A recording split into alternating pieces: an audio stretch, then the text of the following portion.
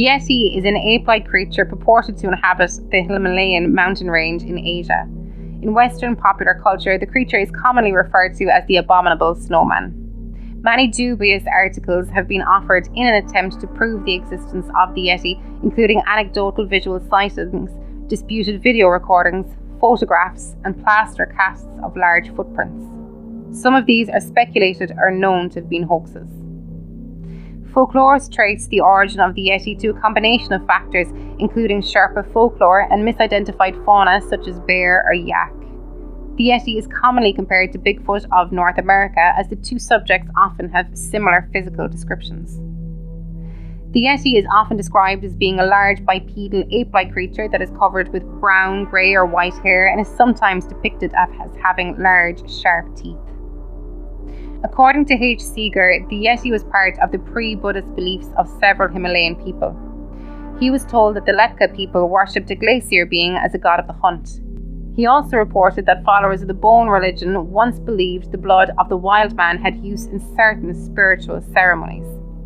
The being was depicted as an ape-like creature who carries a large stone as a weapon and makes a whistling swoosh sound. Yeti was adopted into Tibetan Buddhism, where it was considered a non-human animal that is nonetheless human enough to sometimes be able to follow karma. Several stories feature Yetis becoming helpers and disciples to religious figures. In Tibet, images of Yetis are paraded and occasionally worshipped as guardians against evil spirits. However, because Yetis sometimes act as enforcers, hearing or seeing one is often considered a bad omen for which the witness must accumulate merit. In 1832, James Prinsep's Journal of the Asiatic Society of Bengal published trekker B.H. Hodgson's account of his experiences in North Nepal. His local guide spotted a tall bipedal creature covered with long dark hair which seemed to flee in fear. Hodgson concluded it was an orangutan. An early record of reported footprints appeared in 1899 in Lawrence Waddell's Among the Himalayas. Waddell reported his guide's description of a large ape-like creature that left the prints, which Waddell thought were made by a bear. Waddell heard stories of bipedal ape-like creatures, but wrote that none, however, of the many Tibetans I have interrogated on this subject could ever give me an authentic case. On the most superficial investigation, it was always resolved into something that somebody heard tell of. The frequency of reports increased during the 20th century when Westerners began making determined attempts to scale the many mountains in the area and occasionally reported seeing odd creatures or strange tracks. In 1925, N.A. Tambazi, a photographer and member of the Royal Geographical Society, writes that he saw a creature at about 15,000 feet near Zimu Glacier. Tambazi later wrote that he observed the creature from about 200 to 300 yards for about a minute. Unquestionably, the figure in outline was exactly like a human being, walking upright and stopping occasionally to pull at some dwarf rhododendron bushes. It showed up dark against the snow, and as far as I could make out, there were no clothes. About 2 hours later, Tambazi and his companions descended the mountain and saw the creature's prints, described as similar in shape to those of a man, but only 6 to 7 inches long by 4 inches wide. The prints were undoubtedly those of a biped. During the autumn of 1937, John Hunt and Pasang Sherpa, later Pasang Dawa Lama, encountered footprints on the approaches to and at the Zemu Gap above the Zemu Glacier that were thought to belong to a pair of Yetis.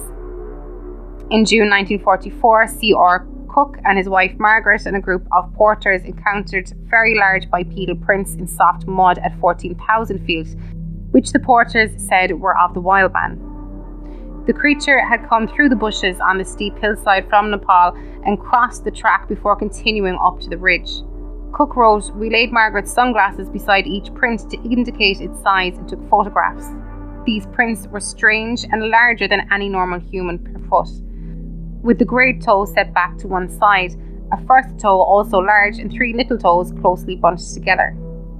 Peter Byrne reported finding a Yeti footprint in 1948 in northern Sikkim, India, near the Zemu Glacier, while on holiday from a Royal Air Force assignment in India. Western interest in the Yeti peaked dramatically in the 1950s. While attempting to scale Mount Everest in 1951, Eric Shipton took photographs of a number of large prints in the snow at about 6,000 metres above sea level. Shipton took 3 photographs, one depicting the track and the other two of one particular print, which was size compared by a pickaxe and boot. The footprints had 2 distinct large toes and 3 smaller digits close together. These photos have been subject to intense scrutiny and debate. Some argue that they are the best of the Yeti's existence, while others contend these prints are those of a mundane creature and have been distorted by the melting snow. Geoffrey Meldrum examined a reconstruction form of the print in 2008, noting that one of the large toes was the result of macrodactyly. In 1953, Sir Edmund Hillary and Tenzing Norgay reported seeing large footprints while scaling Mount Everest. Hillary would later discount Yeti reports as unreliable. In his first autobiography, Tenzing said that he believed the Yeti was a large ape, and although he had never seen it himself, his father had seen one twice. But in his second autobiography, he said he had become much more sceptical about its existence. During the Daily Mail Snowman expedition of 1954, the mountaineering leader John Angelo Jackson made the first trek from Everest to Kachinjunga, in the course of which he photographed symbolic paintings of the Yeti at Tabanch Gampa. Jackson tracked and photographed many footprints in the snow, most of which were identifiable. However, there were many large footprints which could not be identified. These flattened footprint-like indentations were attributed to erosion and subsequent widening of the original footprint by wind and particles.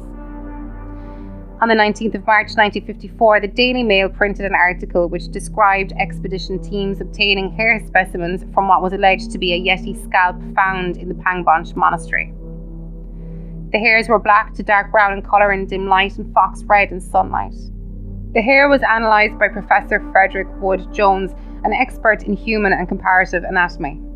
During the study, the hairs were bleached, cut into sections, and analysed microscopically. The research consisted of taking microphotographs of the hair and comparing them with hairs from known animals such as bears and orangutans. Jones concluded that the hairs were not actually from a scalp. He contended that while some animals do have a ridge of hair extending from the plate to the back, no animal have a ridge, as in the Pangbonch scalp, that runs from the base of the forehead across the pate and ending at the nape of the neck. Jones was unable to pinpoint exactly the animal from which the hairs were taken. He was, however, convinced that the hairs were not from a bear or anthropoid ape, but instead from the shoulder of a coarse-haired, hoofed animal. Slavomir Ravics, in his book The Long Walk, published in 1956, that as he and some others were crossing the Himalayas in the winter of 1940, their path was blocked for hours by 2 bipedal animals that were doing seemingly nothing but shuffling around in the snow. Beginning in 1957, the Texas oil businessman and adventurer Tom Slick led an expedition to the Nepal Himalayas to investigate Yeti reports, with an anthropologist Professor Carlton S. Kuhn as one of its members. In 1959, supposed Yeti feces were collected by one of Slick's expeditions. Fecal analysis found a parasite which could not be classified. The United States government thought that the finding the Yeti was likely enough to create 3 rules for American expeditions searching for it. Obtain a Nepalese permit, do not harm the Yeti except in self-defense, and let the Nepalese government approve any news reporting on the animal's discovery. In 1959, actor James Stewart, while visiting India, reportedly smuggled the so-called Pangbosh hand by concealing it in his luggage when he flew from India to London. In 1960, Sir Edmund Hillary mounted the 1960-61 Silver Hut expedition to the Himalayas, which was to collect and analyse physical evidence of the Yeti. Hillary borrowed a supposed Yeti scalp from the Kumjung monastery, then himself and Kumjo Kumbi, the village headman, brought the scalp back to London, where a small sample was cut off for testing. Mark Burns made a detailed examination of the sample of skin and hair from the margin of the alleged Yeti scalp and compared it with similar samples from the Serau blue bear and black bear.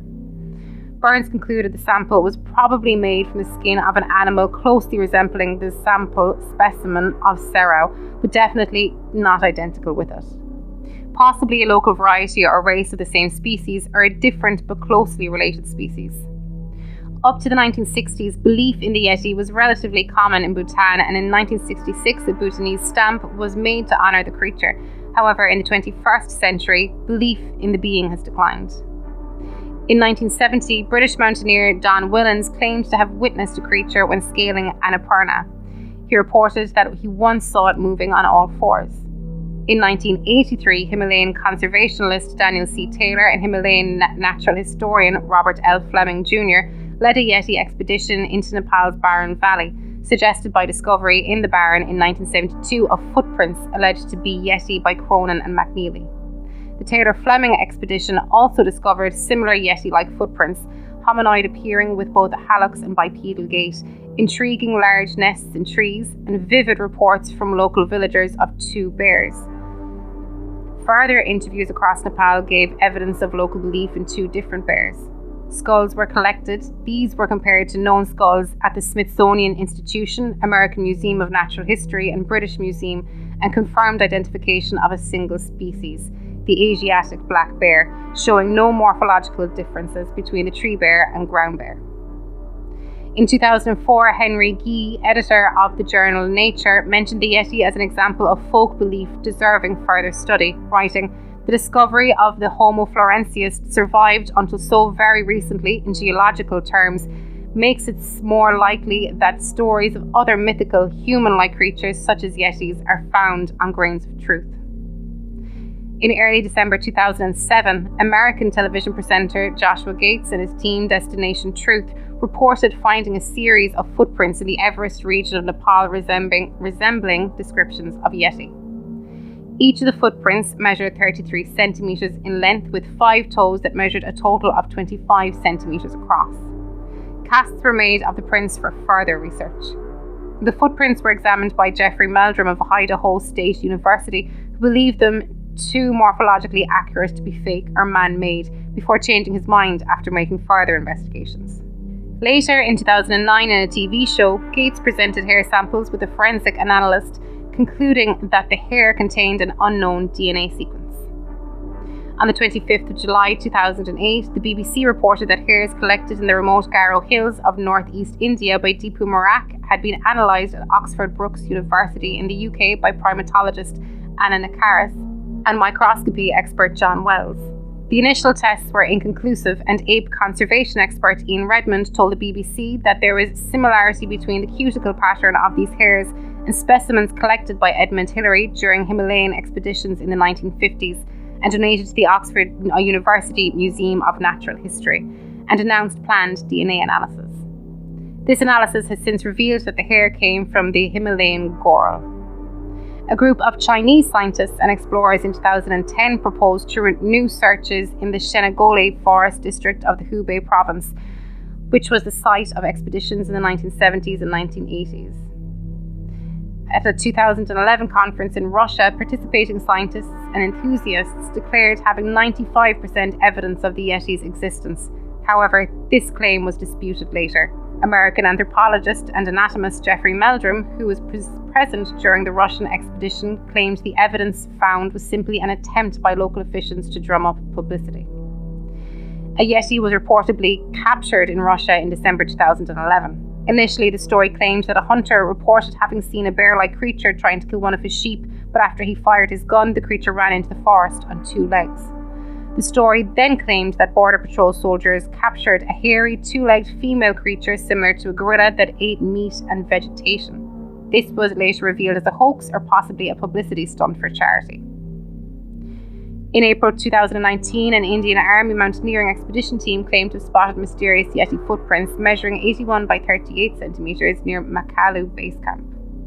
The misidentification of Himalayan wildlife has been proposed as an explanation for some Yeti sightings, including the Chuta, a langur monkey living at lower altitudes, the Tibetan blue bear, or the Himalayan brown bear, also known as the Himalayan red bear. Similarly, it's possible that sightings have been deliberate hoaxes. James Randi notes that convincing costumes of gorillas or other apes have been used in films, which are more convincing than any representations of the Yeti provided by believers.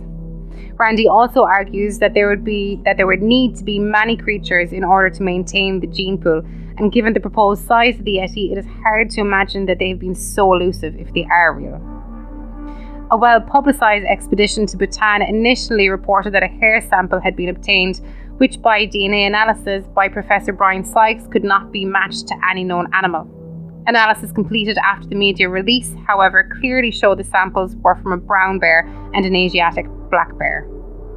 In 1986, South Tyrolean mountaineer Reinhold Messer claimed in his autobiography, My Quest for the Yeti, that the Yeti is actually the endangered Himalayan brown bear, or Tibetan blue bear. In 1983, Barren Valley discoveries prompted 3 years of research on the tree bear possibility by Taylor Fleming, John Craighead, and Tirtha Shrestha.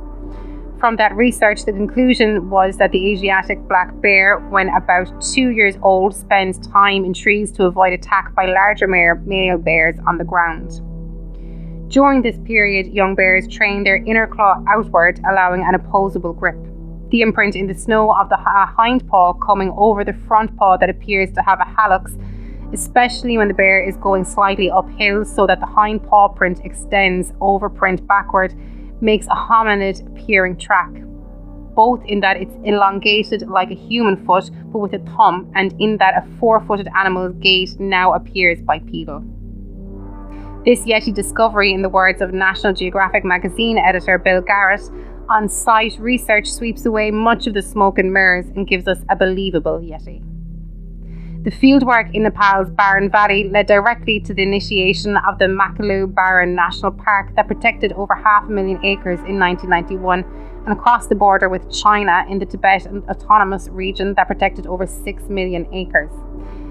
In the words of Honorary President of the American Alpine Club, Robert H. Bates, this Yeti discovery has apparently solved the mystery of the Yeti, or at least part of it, and in doing so added to the world's great wildlife preserves, so that the shy animal and the mysteries and myths of the Himalayas that it represents can continue to live within a protected area nearly the size of Switzerland.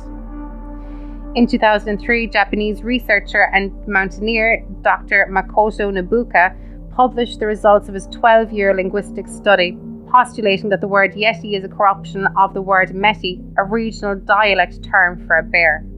Nobuka claims that ethnic Tibetans fear and worship the bear as a supernatural being. Nobuka's claims were subject to almost immediate criticism, and he was accused of linguistic carelessness.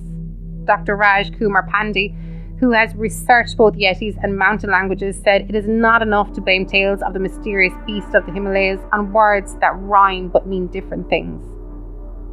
Some speculate that these reported creatures could be present-day specimens of the extinct giant ape Gigantopithecus. However, the Yeti is generally described as bipedal, and most scientists believe Gigantopithecus to have been quadrupedal, and so massive that unless it evolved specifically as a bipedal ape like the hominids, walking upright would have been even more difficult for the now extinct primate than it is for its extant quadrupedal relative, the orangutan. In 2013, a call was put out by scientists from the universities of Oxford and Lausanne for people claiming to have samples from these sorts of creatures. A mitochondrial DNA analysis of the 12S RNA gene was undertaken on samples of hair from an unidentified animal from Ladakh in northern India and the west of the Himalayas, and one from Bhutan. These samples were compared with those in GenBank, the international repository of gene sequences, and matched with an example from an ancient polar bear jawbone found in Svalbard, Norway, that dates back to between 40,000 and 120,000 years ago. The result suggests that, barring hoaxes of planted samples or contamination, bears in these regions may have been taken to be Yeti. Professor of Evolutionary Genetics at the University of Cambridge, Bill Amos, doubted the samples were of polar bears in the Himalayas, but was 90% convinced that there is a bear in these regions that has been mistaken for a Yeti. Professor Brian Sykes, whose team carried out the analysis of the samples at Oxford, has his own theory. He believes that the samples may have come from a hybrid species of bear produced from a mating between a brown bear and a polar bear. A research of 12S RNA published in 2015 revealed that the hair samples collected are most likely those of brown bears. In 2017, a new analysis compared mitochondrial DNA sequences of bears from the region with DNA extracted from hair and other samples claimed to have come from Yeti.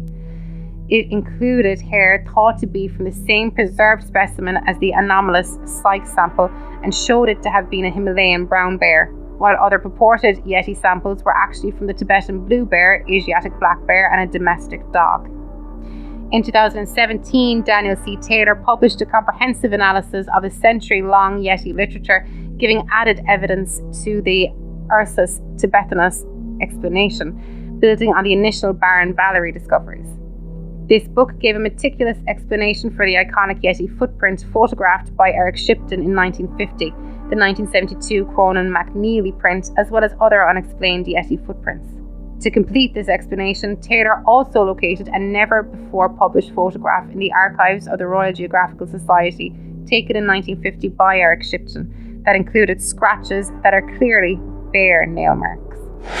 If you like that, then check out our Patreon, where for just $5 a month you get access to exclusive shows like Real Monsters and Playing with Bones with Amy Rose, along with early access to all our minisodes and ad-free access to the Weekend Update and It's Alive! Not convinced yet? Well, head on over now and have 7 days on us. That's a 7-day free trial for all new members. That's It's Alive Pod on Patreon. It's Alive! All the guts and go with none of the guilt. See you on Wednesdays, unless you're on Patreon when you get us all week long.